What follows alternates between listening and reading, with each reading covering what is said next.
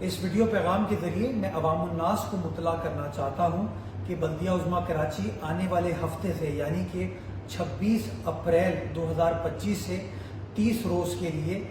25 مئی 2025 تک ہمارا جو برج ہے جس کو KPT فلائی اوور کہتے ہیں، جو کہ بلوچ کالونی ایکسپریس وے سے کئیوں بعد سے گزرتا ہوا کورنگی روڈ پر آتا ہے، اس کو 1 مہینے کے لیے مرمت کے لیے اس کو ٹریفک کے لیے بند کیا جائے گا۔ ہم نے اپنی ٹریفک پولیس کے ساتھ پہلے سے انگیج کیا ہے اور جس کا متبادل راستہ یعنی کہ برج کے نیچے سے کئیوں بعد راؤنڈ اباؤٹ سے جو گزر کے جاتا ہے اس کی جو